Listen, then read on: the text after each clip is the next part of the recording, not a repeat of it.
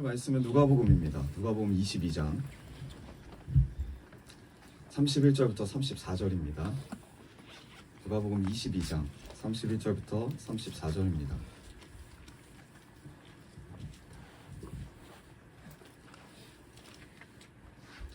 우리 함께 교독하겠습니다. 제가 먼저 읽겠습니다. 시몬아 시몬아 보아라, 사탄이 밀처럼 너를 체질하려고 너희를 소나기에 넣기를 요구하였다. 그러나 내가 너를 위하여 내주므로 너를 위하여 기도하였나니 내가 실수로 너희를 용서케 하여. 베드로가 예수께 말하였다. 주님, 나는 감옥에도 죽는 자리에도 주님과 함께 갈 각오가 되어 있습니다. 그러나 예수께서 말씀하셨다. 베드로야, 내가 네게 말한다. 오늘 달이 오기 전에 네가 세 번이나 나를 모른다고 할 것이다. 아멘. 오늘 말씀의 제목은 주님이 부탁하신 일을 행하라. 주님이 부탁하신 일을 행하라입니다. 우리 앞뒤 분들 옆 분들과 인사합시다. 주님이 부탁한 일을 행하십시다. 이렇게 인사합시다. 행하십시다. 행하라는 명령이니까. 네, 행하십시다. 자, 우리는 삶을 살면서 한 주간 정말 하나님 은혜로 예수님 은혜 안에서 승리하셨습니까? 승리했다는 기준은 뭐냐면 낙심하지 않았습니까? 좌절하지 않았습니까? 이런 게 아니라 낙심과 좌절 가운데도 다시 일어나셨습니까? 입니다. 네, 일어나셨습니까? 아멘. 네, 마음이 많이 다치신 분들이 많으셨었나 봐요, 한 주간. 네, 저는 오늘 예배 준비하기 바로 직전에 이제 아침밥을 먹기 바로 직전에 마음이 살짝 다칠 뻔했습니다. 네, 어떤 일이 있었냐면 저 열심히 이제 말씀을 이제 계속 묵상하고 기도하고 있었는데 저 바깥에서 막 쿵쿵 소리가 들리고 그리고 막 곡소리가 들리고 네, 그래서 무슨 소린가 하고 밖을 절대 나가지 않아요 저는. 네, 왜냐면 전 집중하면 이것만 하거든요. 나중에 이러는 거예요. 뚜껑을 좀 열어달라고. 은혜 사모가 저한테 뚜껑을 좀 열어달라는 거예요. 뚜껑이 안 열린다. 그래서 제가 자리를 옮겼을까요? 아니요. 제 자리에 앉아서 저는 계속 이 말씀을 묵상하면서 뭐라고 했냐면 뚜껑을 갖고 오길 바랬어요. 그 병을 제 자리 안에서. 평상시 같았으면 갖고 왔을 텐데 갖고 오지 않고 계속 곡소리만 들리고 와줘야 된다 하길래 아니 도대체 무슨 뚜껑을 가지고 이렇게 와줘야 된다 말을 하나 살짝 짜증이 있죠. 제가 그런 가운데 갔어요. 근데 가서 봤더니 그 철제 통 있잖아요. 김치 옛날에 담그는 이만한 통, 네, 스댕으로 된 거. 그게 이제 이렇게 세 개가 걸개가 이렇게 돼 있는데 걸개는 열려 있는데 이게 안 열리는 거. 네, 그 안에 뭐가 들었냐 물어보니까 우리 아침이 들었대요. 30분 넘게 하다가 지쳐갖고 이게 침대 위에 이제 누워 있더라고요. 지친다고 잘 못하겠다. 뜨거운 물도 막 붓고 뭐 이렇게 막 물에도 해보고 열어보려고 하고 막 가위도 막 쑤셔보고 했는데 안 된다는 거예요. 그래서 제가 이건 충분히 할 수 있지 않을까 하면서 손을 잡고 힘을 줬더니 어떻게 됐을까요? 안 열리더라. 그때부터 제가 여기 이제 이거에 열어야지 밥을 먹으니까 열심히 기도하면서 막 어떻게 해봤어요. 막 열려고 하고 막 노력도 많은데 열렸을까요? 안 열렸을까요? 제 생각에는 이게 뜨거운 상태에서 저희가 이제 여기 냉장고에 넣었나 봐요. 그래서 이게 진공 상태라서 안 열리는 거예요. 그래서 기도하는 마음으로 인터넷에 검색해봤습니다. 여러 가지 방법을 이야기해 주더라고요, 인터넷에서. 근데 아주 간단해요. 그렇게 여러 번 해본 적이 있었는데 국자로 스댕 가운데를 살짝 너무 세게 쳐도 안 되네요. 살짝 톡 치고 옆에 사방을 톡톡톡톡 치고 옆구리도 톡톡톡톡 친 다음에 잡고 탁 열었더니 어떻게 됐을까요? 열렸어요. 열렸는데 좀 그 피도 좀 튀기고 네.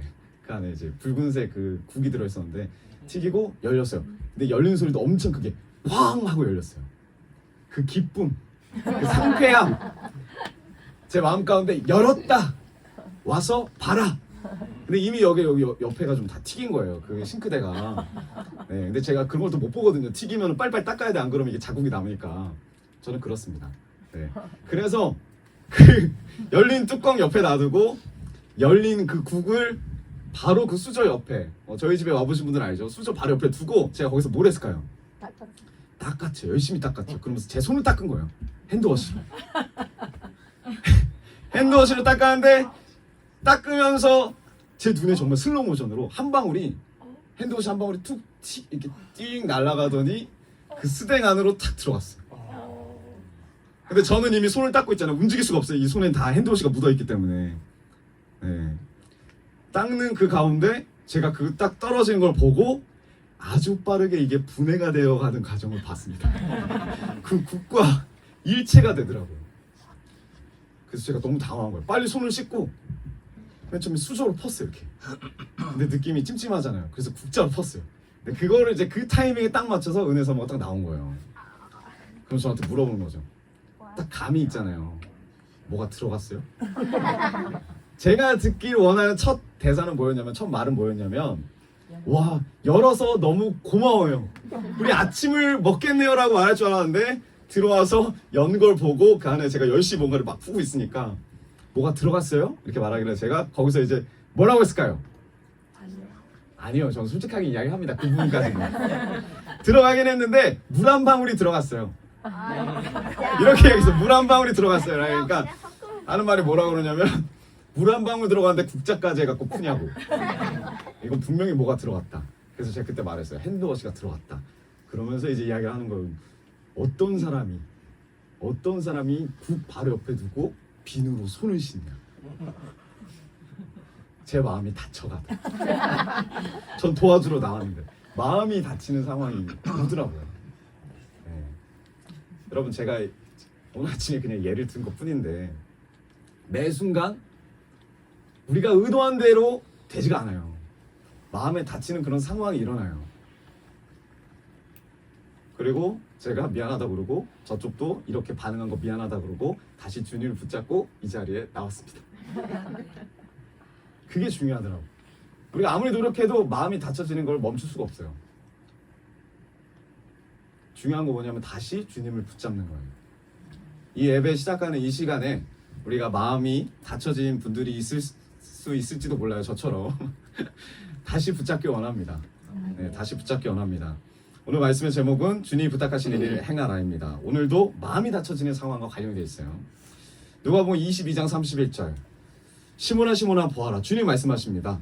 사탄이 밀처럼 너희를 체질하려고 너희를 소나기에 넣기를 요구하였다. 누구한테?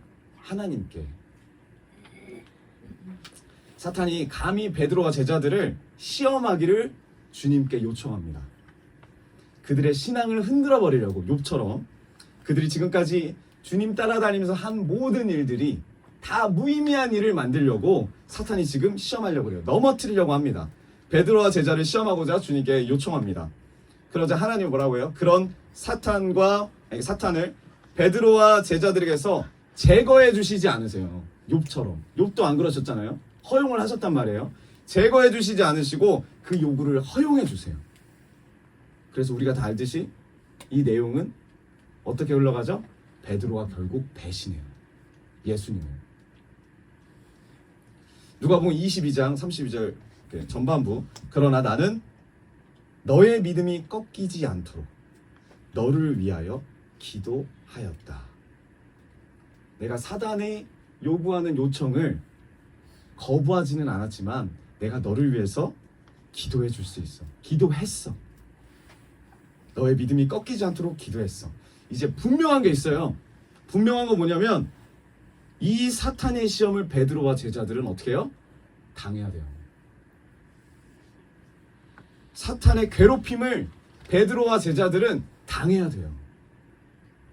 우리가 잘못 착각하고 있는데 내가 믿음이 많고 내가 능력이 있고 권능이 있으면 사탄이 우리를 쳐들어와도 우리를 괴롭혀도 흔들리지 않을 거라 생각하는데 흔들려요. 실제로 우리가 한 주 동안 살면서 마음이 안 다치신 분들이 있어요? 그럼 그 마음은 어디다 두고 오셨나 봐요. 흔들려요. 힘이 들어요. 근데 중요한 거 뭐냐면 주님이 허용을 하셨다는 거예요. 그러면서 무슨 이야기를 하세요? 그럼에도 불구하고 나는 너의 믿음이 다시 돌이킬 수 있도록 기도를 했다. 할 것이다도 아니에요. 했다. 고로 너는 돌아올 거야. 그러니까 걱정할 필요 없어. 흔들릴 수 있어. 낭망할 수 있어. 낙심할 수 있어. 내가 넘어지지 않을 거라는 교만은, 이건 교만인 거죠.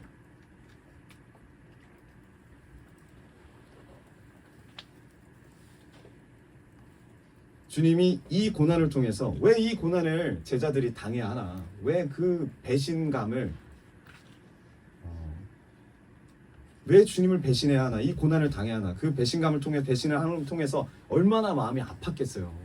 자기 자신을 직면하면서. 주님이 우리에게 정말 원하시는 일이 있다는 거예요. 그래서 우리가 고난을 받아야 된대요. 그래서 우리가 이 일을 당해야 된대요. 누가복음 22장 32절 후반절, 너가 다시 돌아올 때에 너의 형제를 굳세게 하여라. 마태복음, 마가복음, 누가복음, 요한복음에 똑같은 말씀들이 다 있지만 이 내용은 이 누가복음밖에 없습니다.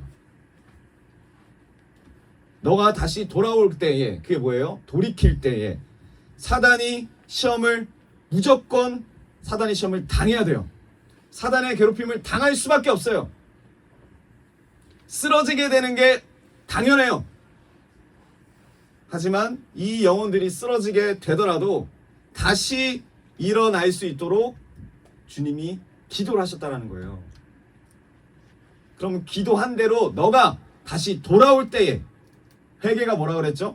죄만 회개하고 과거를 후회하는 게 회개가 아니라, 주님께서, 주님을 바라보던 내가 주님을 등지고 세상을 바라보는 시각에서 다시 주님께로 시각을 돌리는 거예요. 네가 돌아올 때에 너의 이 고난을 통해서 내 부탁을 들어주길 원해. 그게 뭐예요? 너의 형제들을 굳세게 하여라. 여러분, 이 고난 가운데 제자들이 얼마나 힘들까요? 얼마나 자괴감을 느꼈을까요? 베드로는 거의 죽으려고 그랬어요. 가룟 유다는 죽었죠. 이 자괴감을 못 이기고. 얼마나 자신이 불쌍하고, 얼마나 예수님께 미안하고, 자신이 원망스럽고, 자기 자신밖에 안 보이는 그 순간이에요. 이 고난 가운데. 그러나 이제 다시 돌아올 것을 확신하는 그 주님 앞에서 베드로와 제자들은 어떻게 살아야 합니까? 어떻게 살아야 합니까? 고난을 통해서 자신이 얼마나 하나님을 대적하는 자임을 직면하래요. 그리고 회개하고 돌이켜야 합니다. 나의 목숨을 위한 삶을 떠나서 주님의 나라를 위한 삶으로 이제 돌이켰다면, 이제 주님이 우리에게 원하시는 사명이 보여요. 그게 뭐예요? 너의 형제를 굳세게 하여라. 현대어 성경이 이렇게 썼습니다. 너가 깨닫고 돌이킨 후에 형제들에게 힘이 되어주고 그들의 믿음을 붙돋아 주어라. 왜 형제들에게 힘이 되어주고 그들의 믿음을 붙돋아 주어야 합니까? 나의 유익을 위해서가 아니에요. 내가 사랑받기 위해서 그렇게 하는 게 아니에요. 관심받기 위해서 그렇게 하는 게 아니에요. 외로움을 채우기 위해서 그런 게 아니에요. 그 사람을 통해서 무언가를 내가 만족을 얻으려고 내가 힘을 주고 믿음을 붙들어주고 선의를 베푸는 게 아닙니다.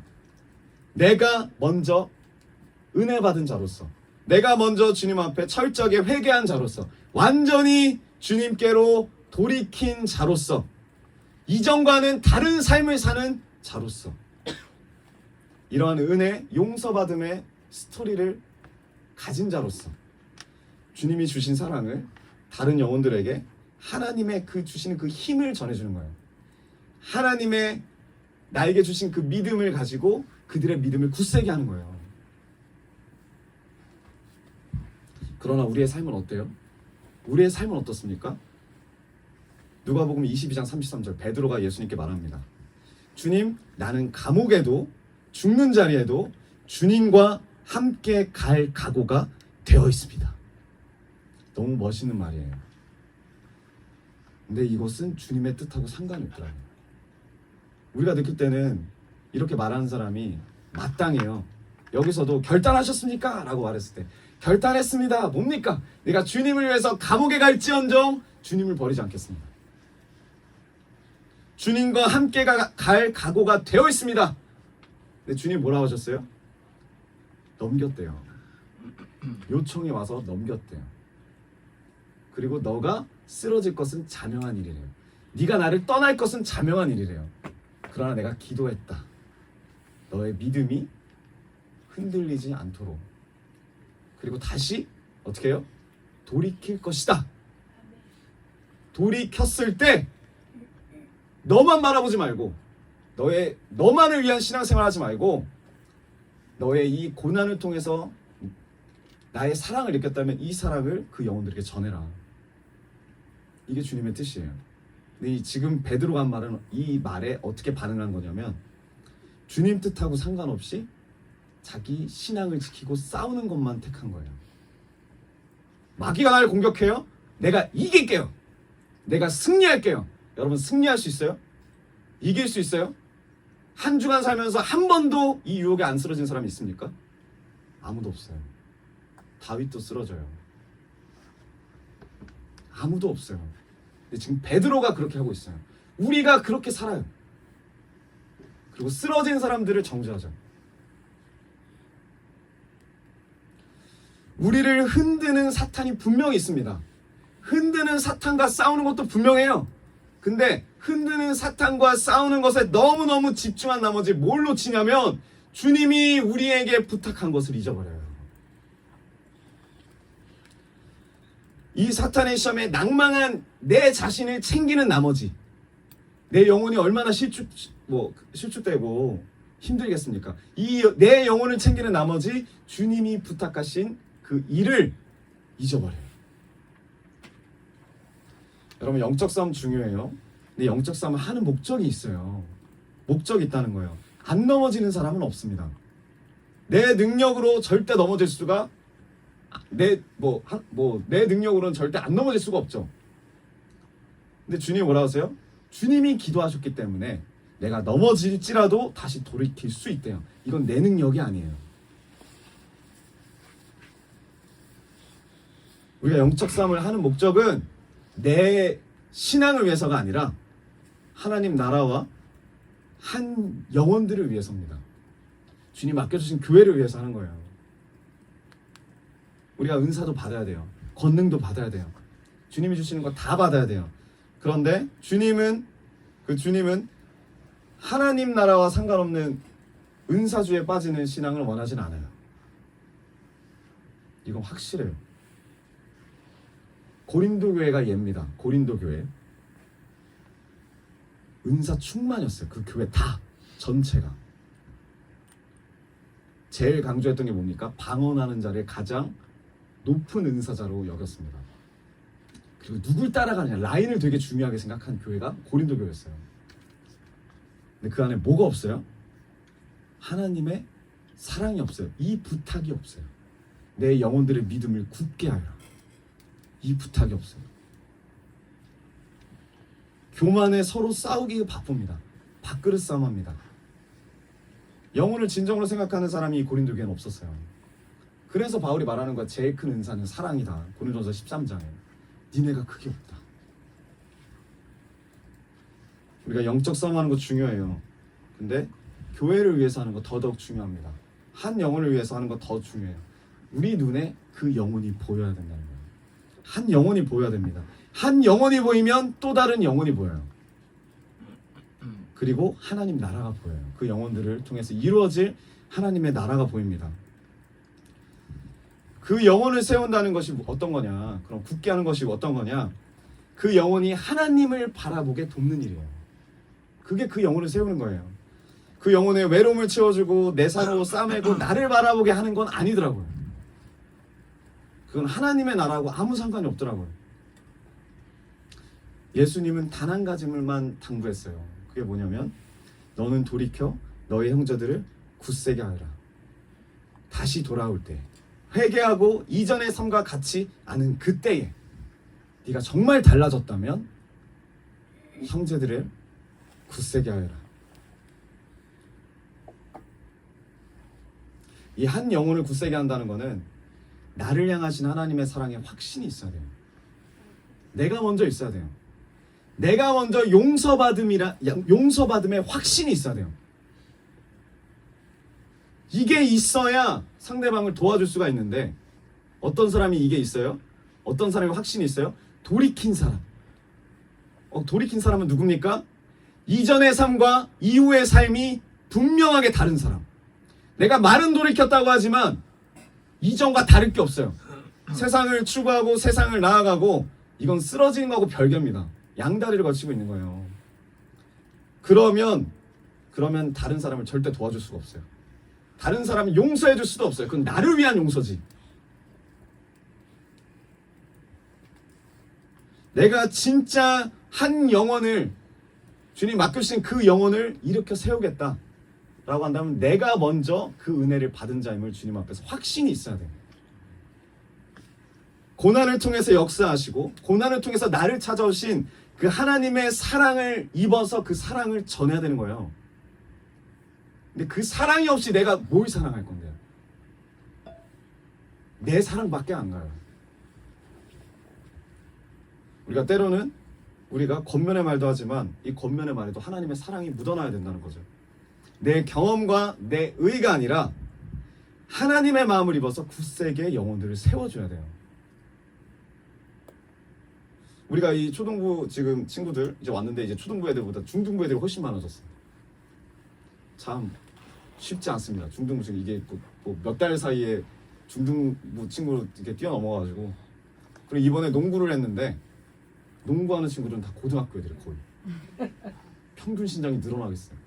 175 이상으로.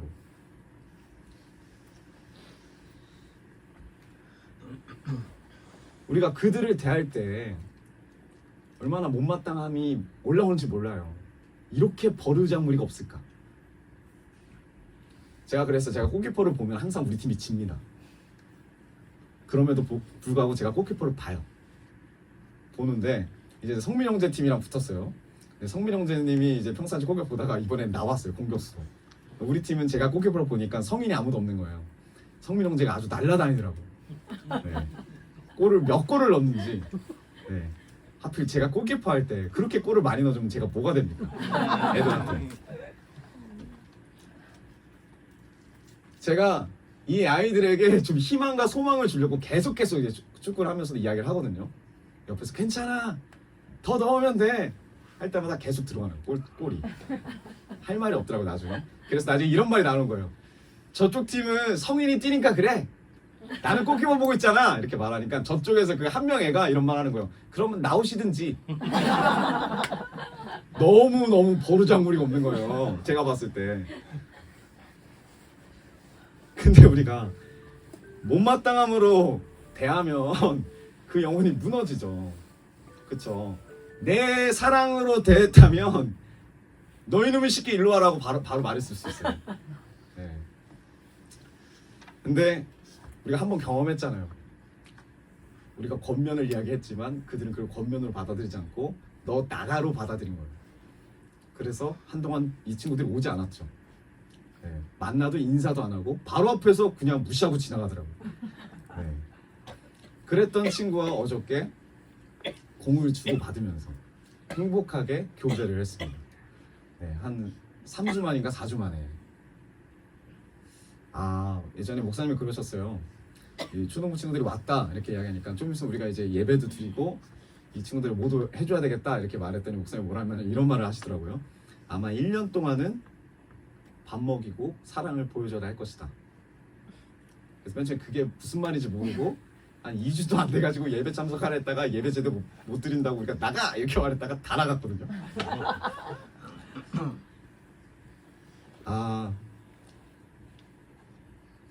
인내가 중요하구나.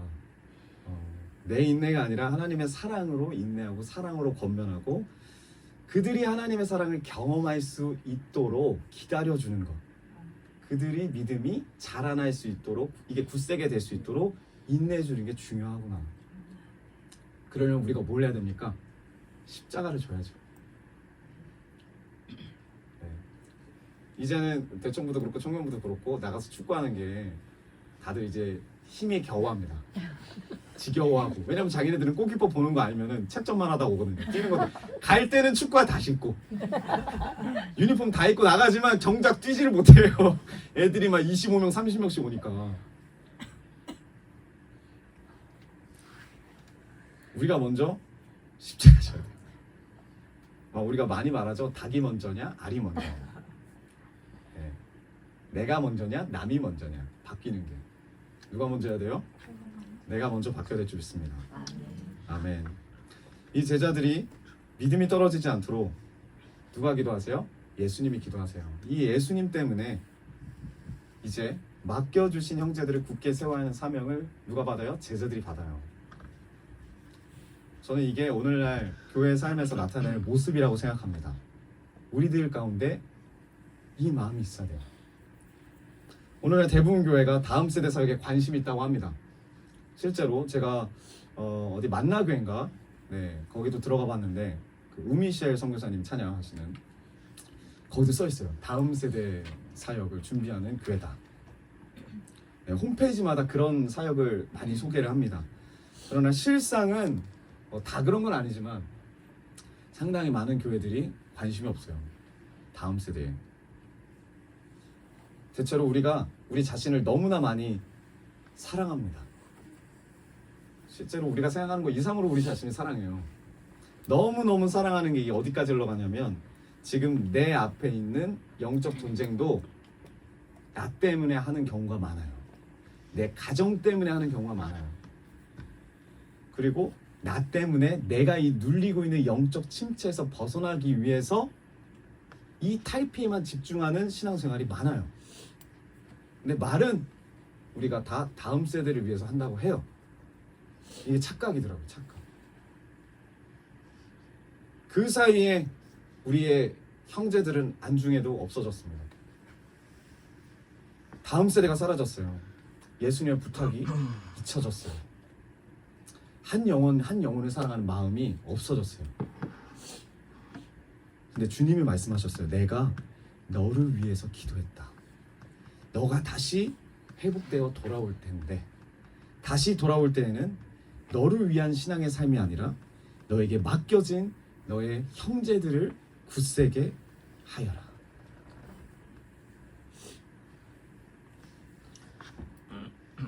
그들을 세우는 게 하나님 뜻만 전하고 어떤 도덕과 율법적으로 옳은 소리만 하는 것이 아니죠. 주님이 우리를 사랑하신 것처럼 그들을 진심으로 사랑해야 돼요. 진심으로 섬겨야 돼요. 하나님을 바라보게 해야 돼요. 그 영혼들을 위해서 우리가 영적 전쟁을 하고, 그 영혼들을 위해서 우리가 기도를 하고, 그 영혼들을 위해서 지금 우리가 고난을 받는 거예요. 나를 위해서 고난 받는 게 아니라 하나님의 나라와 하나님의 뜻이 그렇대요. 내가 능력 있으면 고난을 안 받는다가 아니라 능력 있어도 고난을 받는다는 거예요. 그리고 이미 주님이 기도를 하셨대요. 여러분, 제가 설교 한번 준비하고 전하는데 얼마나 공격이 심한지 몰라요. 제가 잠자면 이불이 다 젖습니다. 식은땀 때문에. 사역자분들 다 그래요. 기도하신 분들 다 그렇고. 근데 이런 힘듦을 모르고 또 한 주간 자기 맘대로 세상 가운데 살다 온 영혼들을 보면 마음이 어떨까요? 제가 많이 이게 그 멘탈이 좀 흔들릴 때가 언제냐면, 방금 전하고 나갔는데 무슨 말인지 모를 때. 네. 이 세 명의 친구들 저번 주인가 물어봤을 때 각자 다 이야기를 했어요. 이야기를 했지만 정말 자기가 원하는 건 어떻게 이렇게 쏙쏙 빼서 듣는지. 네. 그래서 다시 막 이야기를 해주고 했는데 힘들어요. 영적 공격이 심합니다. 저도 짜증도 나고 내 인간적인 마음으로는 허탈하고 허무하고 그래요. 인간적인 마음으로는. 그럼에도 불구하고 주님이 원하시는 게 뭐냐면 끝까지라는 거야. 끝까지. 주님이 하셨듯이 끝까지 영혼들을 굳세게 하길 원하세요. 우리가 맡은 그 자리에서 사탄의 흔들림, 그 흔들림에 영향을 받지 않는 사람은 없어요. 그 가운데서도 하나님의 마음을 입어서 끝까지 영혼들을 사랑하길 원하세요. 그래서 우리가 능력받고, 그래서 우리가 은사가 필요하고, 그래서 우리가 기도하고, 그래서 우리가 말씀을 마음에 새기는 겁니다. 제자들이 변화된 이유는 예수님의 능력을 받아서가 아니에요. 기적을 봐서도 아니에요. 예수님과 3년 동안 동거동락해서도 아닙니다. 제자들이 변화된 이유는 그들을 향한 하나님의 끝없는 사랑을 봤어요. 그들을 향한 하나님의 끝없는 인내를 봤어요. 그리고 끝없는 기대를 봤어요. 어디서요? 십자가 사건을 통해서. 주님이 이 모든 것을 아시고 미리 말씀하셨어요. 너가 돌아올 때에 이제는 너를 위한 삶을 사는 게 아니라 너의 형제들을 굳세게 해라. 그럼 아이들이 복음이 들어가면 바뀔 것이다 많이 말합니다. 아이들의 입장에서 복음이 들어가면 바뀔까요? 네, 잘 모르겠죠. 그런 사람들이 모여있는 곳이 있는데 어디에 있냐면 백석대 수두룩 빽빽 있습니다. 저도 그 중에 한 명이었고, 복음이 들어가는 사람들이 다 있어요. 기독교 대학에 글로벌 리더지만 글로벌하지 않은, 네, 백석대에 있어요. 그들만의 축제로 준비 없이 교회만 나오고 예배만 참석하고 할 줄 아는 것도 없어요. 실제로 특히 기독교 학부. 네. 그러나 여러분, 믿음은 아주 대단합니다. 그런 친구들이 열심히 거기서 신앙생활해요. 또 다른 큰 교회예요, 대학교가. 근데 그 대학교를 졸업할 때쯤 되면은 이제 똑같아요. 고민이 생겨요. 난 나가서 무엇을 할까? 그래서 결정을 합니다. 나는 결혼을 할 것이다. 나는 사모가 될 것이다. 나는 돈을 벌 것이다. 결과적으로 똑같이 변해요, 다시. 여러분, 근데 하지만 우리가 용서함을 받은 자라면 하나님의 성품을 입어야 되는데 그게 뭐냐면 최선이더라고요. 최선. 이 최선이 쉬지 않고 일하시는 하나님의 성품이더라고요. 사랑만이 아니라 우리의 삶에 우리가 최선을 다합니까? 하나님 맡겨주신 영혼에게 맡겨주신 일에 있어서 최선을 다합니까? 하나님이 하나님 나라를 위해서 우리 각자에게 재능을 주셨어요. 근데 예전에 그 이영표 지사님 이런 말 하더라고요. 이 재능은 노력과 인내와 시간으로만 찾을 수 있게 하나님이 그렇게 만드셨대요. 아무 노력도 하지 않고 아무 인내도 하지 않고 하나님의 나라에 대한 어떤 그 비전에 대한 기대도 하지 않고 매일매일 나와서 예배만 드린다고 절대 그 사람이 바뀌지 않아요. 그 사람이 바뀌는 건 나를 위해서 사는 삶이 아니라 맡겨준 영혼을 바라볼 때 내가 바뀌어야 되겠다. 대부분 그렇더라고요. 진짜. 그래서 필리핀 가려는 거예요. 가서 또래 친구들을 보면은 신고 있던 신발도 주고 싶을 거예요. 쓰고 있던 머리띠도 주고 싶을 거예요. 여벌 많이 챙겨가세요.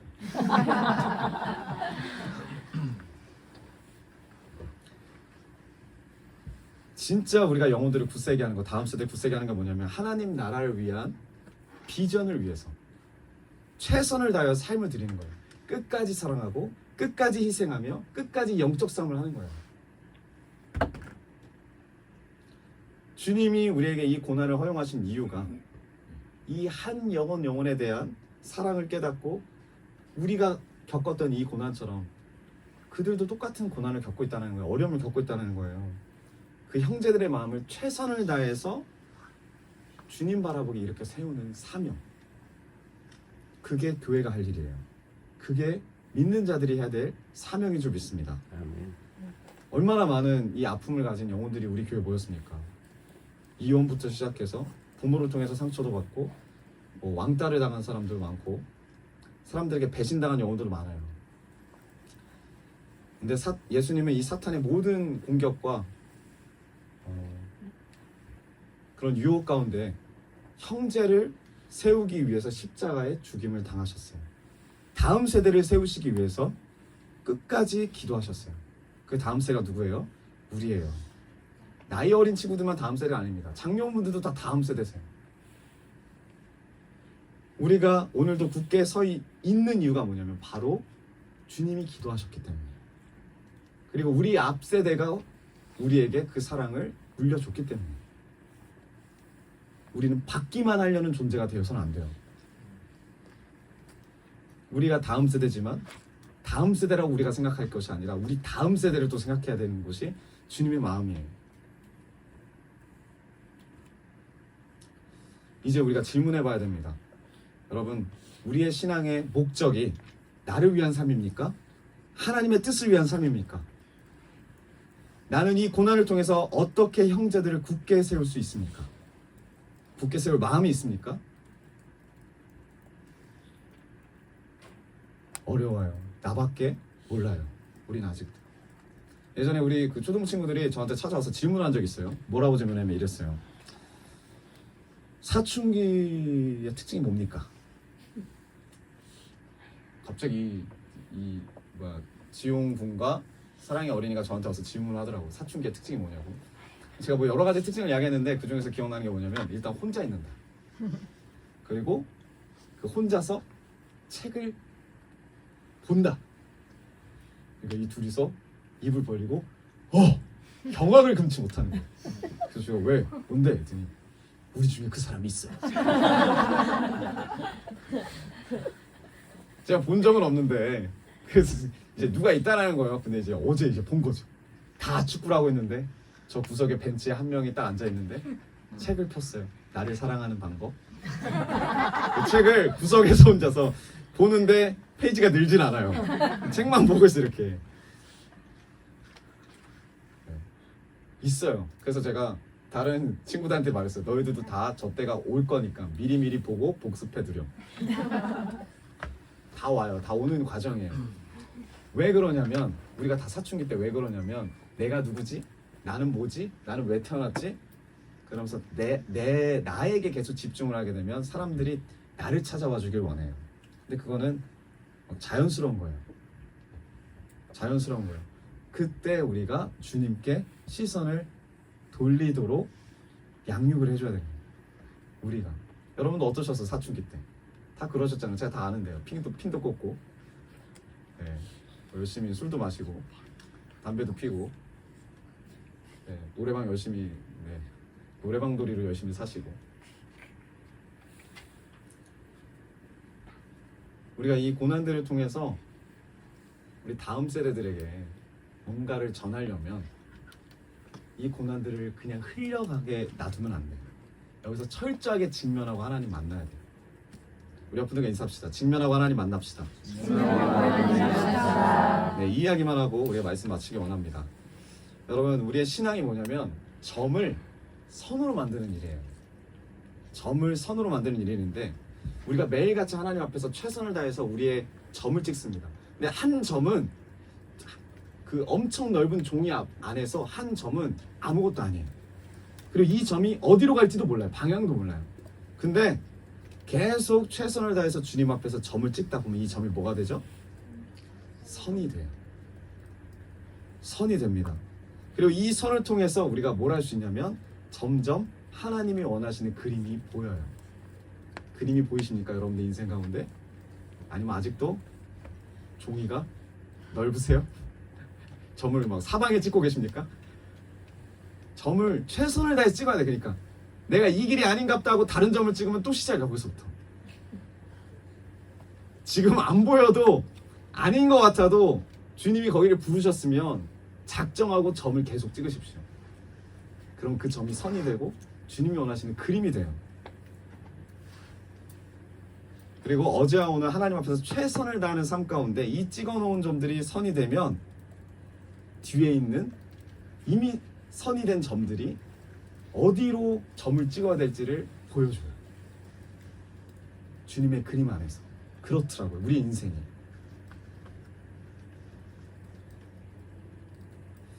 그리고 어느 순간 이 선들은, 이 그림들은 뭐가 되냐면 주님의 우리를 향하신 미래가 돼요. 그 가운데 우리가 소망을 바라보게 되는 거예요. 로마서 5장 3절에서 4절 이 말씀만 읽고 마치겠습니다. 다만 이뿐 아니라 우리가 환난 중에도 즐거워하나니 이는 환난은 인내를, 인내는 연단을 소망을 이루는 줄 알미로다. 아멘.